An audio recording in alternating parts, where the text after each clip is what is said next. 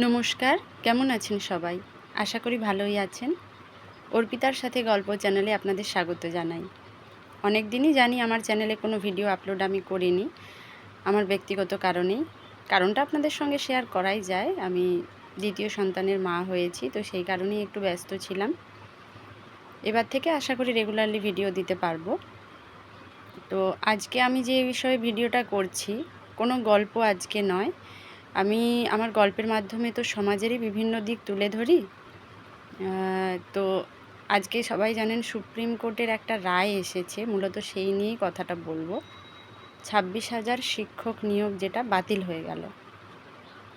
2016 সালের রিক্রুটমেন্ট, তারপর থেকে আর কোনো এসএসসি এক্সাম হয়নি, নতুন করে কোনো নিয়োগ হয়নি। হাজার হাজার চাকরি প্রার্থী তারা দীর্ঘদিন ধরে বেকার বসে রয়েছেন। তো ওই প্যানেলের মধ্যে যে সমস্ত শিক্ষক রয়েছেন, যেনারা সত্যিকারেরই পরিশ্রমের মাধ্যমে চাকরিটা পেয়েছিলেন, কোনো রকম দুর্নীতির সাথে হয়তো যুক্ত ছিলেন না, তাদের প্রতি যথেষ্ট সমবেদনা জানিয়েই আমি বলছি যে এই পদক্ষেপটা হয়তো দরকার ছিল। তার কারণ হচ্ছে, দুর্নীতি যে হয়েছে এটা তো প্রমাণিত। এবার থেকে মানুষ যেন টাকা দিয়ে চাকরি পাওয়ার আগে 10 বার ভাবে যে আমার আজ নয় কাল চাকরিটা চলে যেতে পারে। টাকাও গেল, চাকরিও গেল, প্লাস যাদের তো প্রমাণিত হয়ে গেছে যে দুর্নীতি করেই চাকরিটা ওনারা পেয়েছেন, তাদেরকে সুদ সমেত সমস্ত বেতন ফেরত দিতে হবে।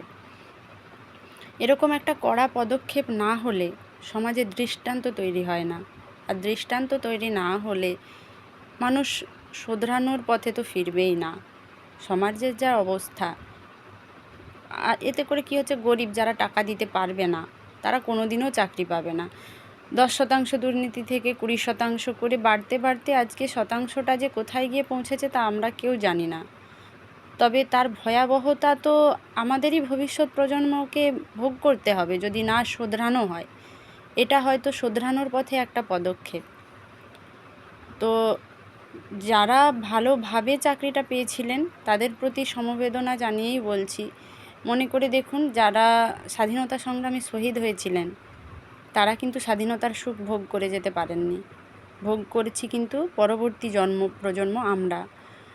তো আপনাদের এই বলিদান হয়তো পরবর্তী প্রজন্মকে একটু সঠিক পথে চালিত করতে সাহায্য করবে। সেই ভেবে লড়াইয়ে পাশে থাকুন, যাতে নতুন করে আবার নিয়োগ হয়, সেই ব্যাপারে সাহায্য করুন। আর আপনাদের যোগ্যতা ঈশ্বরের কাছে প্রার্থনা করি আপনারা যেন আবার প্রমাণ করে দিতে পারেন। পরবর্তী যে পরীক্ষাটা নেওয়া হবে তাতে যেন আপনারা সফল হন, এই প্রার্থনা করি।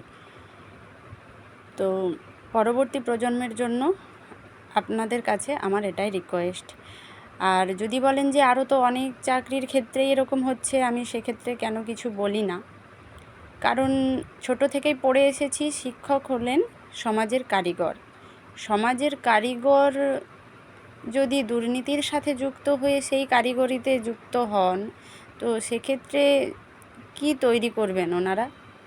ওনাদেরকে তো আগে নিজেদেরকে সঠিক পথে আসতে হবে, ওনারা তবেই না সঠিক পথ দেখাবেন ভবিষ্যৎ প্রজন্মকে। সেজন্যই এত কথা বলা। পরবর্তী ভিডিওতে আসবো অন্য কোনো বিষয় নিয়ে। আজকের মতো এটুকুই। ভালো থাকবেন সবাই।